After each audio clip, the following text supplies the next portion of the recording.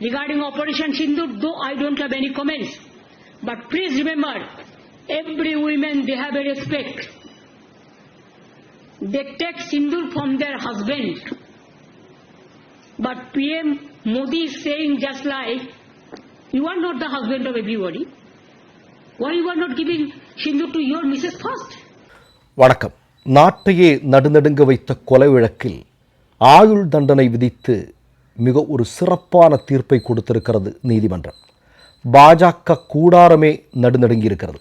பாஜக ஆட்சி நடக்கக்கூடிய மாநிலம் உத்தராகண்ட். இந்த மாநிலத்தினுடைய தற்போதைய முதல்வராக இருக்கக்கூடியவர் புஷ்கர் சிங் தாமி. முந்தைய ஆட்சியில் பாஜகவில் அமைச்சர் பொறுப்பில் இருந்தவருடைய பெயர் வினோத் ஆரியா அப்படின்னு சொல்லக்கூடிய நபர். இவருடைய மகன் புல்கித் ஆரியா. இவன் உத்தராகண்டில் வனாந்திரா ரெசார்ட் என்று சொல்லக்கூடிய ஒரு தங்கும் விடுதியை நடத்தி வந்திருக்கிறான்.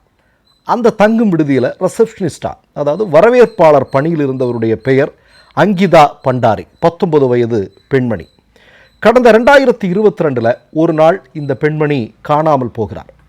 எல்லாரும் தேடுறாங்க. 6 நாட்கள் கழித்து அங்கே இருக்கக்கூடிய ஒரு கால்வாயில் இந்த பெண்ணுடைய சடலம் கண்டெடுக்கப்படுகிறது. இது குறித்து போலீசார் விசாரித்து வருகிறார்கள். விசாரணையுடைய முடிவில் என்ன அப்படின்னா, இந்த பாஜக அமைச்சராக இருக்கக்கூடியவருடைய மகன் கைது செய்யப்படுகிறான். அவன்கிட்ட கேட்கும்போது அவன் பல விஷயத்தை சொல்கிறான். என்ன அப்படின்னா, அவன் இந்த ரெசார்ட் ஒன்று நடத்திட்டு வரான் இல்லையா, இங்கே பெரும் பணக்காரர்கள் வருவதுண்டு. அப்படி வரக்கூடிய பணக்காரர்கள் அவர்களுடைய தேவைகளை எல்லாம் நீ பூர்த்தி பண்ணணும் அப்படின்னு அந்த ரெசார்ட்டில் வரவேற்பாளராக வேலை செய்து கொண்டிருந்த அங்கிதா பண்டாரிட்ட சொல்லியிருக்கிறான். ஆனால் அந்த பெண் அதற்கு மறுத்திருக்கிறார். பொறுத்து கொள்ள முடியாத பாஜக அவனுடைய அமைச்சருடைய மகனும் அவனுடைய கூட்டாளிகளும் சேர்ந்து இந்த பெண்ணை மிகப்பெரிய அளவில் வன்கொடுமை செய்து கொலை செய்திருக்கிறார்கள். கொலை செய்து கால்வாயில் தூக்கி வீசியிருக்கிறாங்க. 2 வருடமாக காவல்துறை நடத்திய இந்த விசாரணையில் 95 சாட்சியங்கள் உருவாக்கப்பட்டன. 95 நபர்கள் சாட்சிகளாக பல்வேறு விஷயங்களை சொல்லியிருக்கிறாங்க. இதனுடைய தீர்ப்பு நேற்றைய தினம் வந்திருக்கிறது. அதனுடைய அடிப்படையில் பாஜக அமைச்சராக இருக்கக்கூடியவருடைய மகன் செய்திருக்கக்கூடிய இந்த கொலை குற்றத்தில் அவனுக்கு ஆயுள் தண்டனை விதித்திருக்கிறது. இப்போது பாஜக என்று சொல்லக்கூடிய கட்சி, அந்த கட்சிக்குள்ளே இருக்கிறவர்களுடைய பல சம்பவங்கள் நமக்கு வெளியே வருது. இப்போ நீங்கள் குஜராத்தில் சமீபத்தில் ஒரு செய்தி நடந்தது. என்ன, பாஜகவுடைய உயர் பொறுப்பில் இருக்கக்கூடிய ஒரு நபர், அவருடைய பையன் இந்த ரோடு கான்ட்ராக்டு, கவர்மெண்ட் கான்ட்ராக்டில் கை போட்டு ஏறத்தாழ ஒரு 100 கோடி ரூபாவை திருடிட்டான், ஆட்டையை போட்டுட்டான், ஊழல் பண்ணிட்டான்னு சொல்லிட்டு அவனை கைது செய்து சிறையில் அடைக்கப்பட்ட செய்தி. இது எங்கே? குஜராத்தில். குஜராத்திலையும் பாஜக தான் ஆட்சி நடக்குது இல்லையா, ஒரு குஜராத் மாடல் ஆட்சி. அடுத்தது இது உத்தராகண்ட்லேயும் நீங்கள் பார்த்தீங்கன்னா இதுதான் நடந்து கொண்டிருக்கிறது.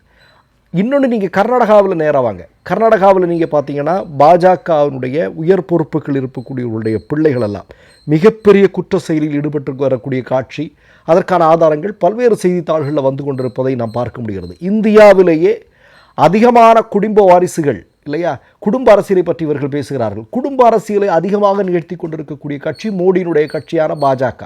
யாராவது மறக்க முடியுமா? அதுக்கு வேணால் எவ்வளோ ஆதாரங்கள் வேணாலும் நம்ம போட முடியும்.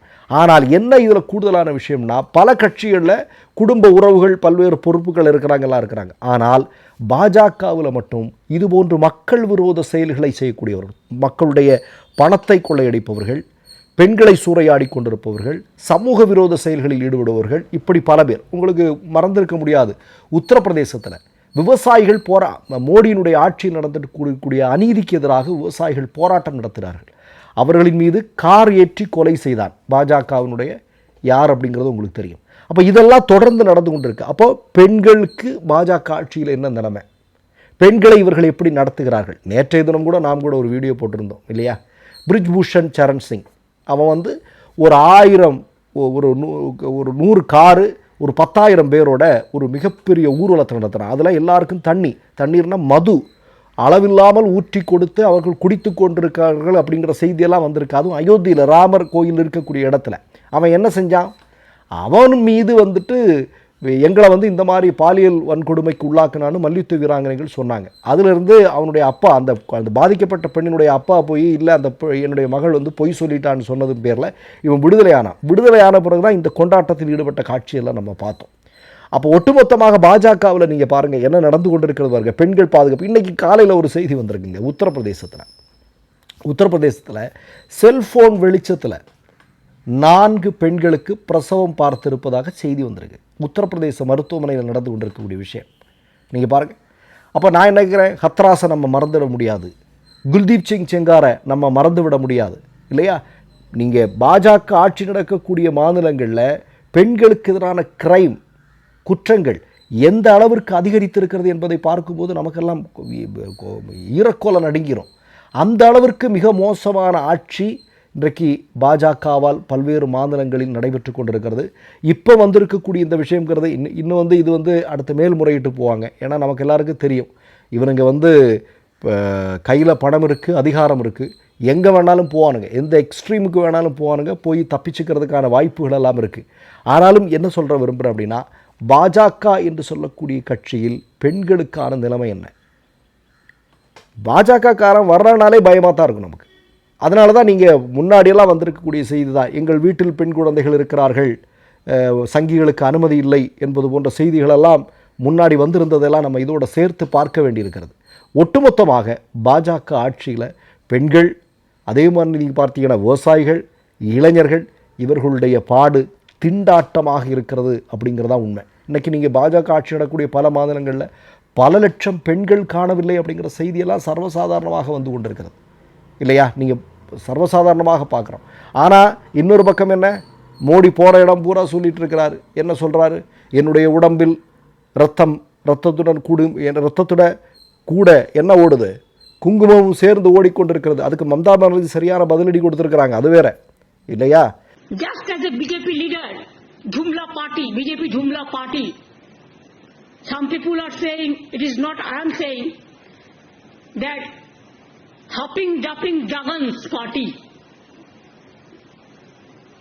who are doing garbage of lies, they loot and scoot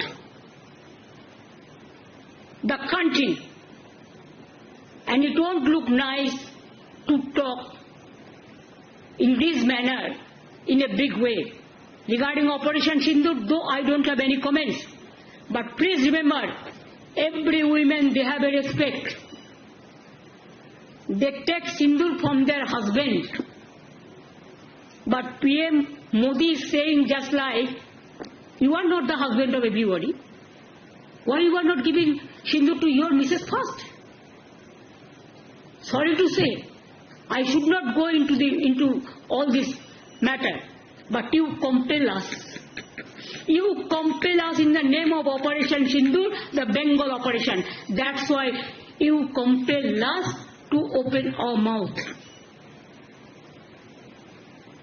இதெல்லாம் நடந்து கொண்டிருக்கிறது. அப்போது நான் என்ன சொல்ல விரும்புகிறேன் அப்படின்னா, பாஜக என்று சொல்லக்கூடிய கட்சி மொத்தத்திலேயே மனிதர்களுக்கு எதிரானதாக இருக்கிறது என்பதை மீண்டும் மீண்டும் நிரூபிக்கக்கூடிய ஆதாரங்கள், செய்திகள் தொடர்ந்து வந்து கொண்டுதான் இருக்கின்றன என்பதை இந்த நேரத்தில் நாம் பார்க்க வேண்டியிருக்கிறது. மற்றொரு நிகழ்வில் நாம் சந்திப்போம். நன்றி, வணக்கம். மை நேம் இஸ் ரெட் சேனலை சப்ஸ்கிரைப் பண்ணிக்கோங்க. அதுக்கப்புறமா பக்கத்தில் இருக்கிற ஜாயின் பட்டனை கிளிக் பண்ணீங்கன்னா ஒரு நியூ பேஜ் ஒன்று ஓப்பன் ஆகும். அதுலேயும் ஜாயின் பட்டனே கிளிக் பண்ணிக்கோங்க. அதில் பார்த்தீங்கன்னா credit card, debit card options இருக்கு. இதில் உங்களுக்கு விசா, மாஸ்டர் கார்டு, ரிப்பே அப்படின்னு 3 ஆப்ஷன்ஸ் கொடுத்துருக்காங்க. அதில் நீங்கள் எந்த கார்டு சூஸ் பண்ணுறீங்களோ அந்த கார்டோட நம்பர் என்டர் பண்ணிக்கோங்க.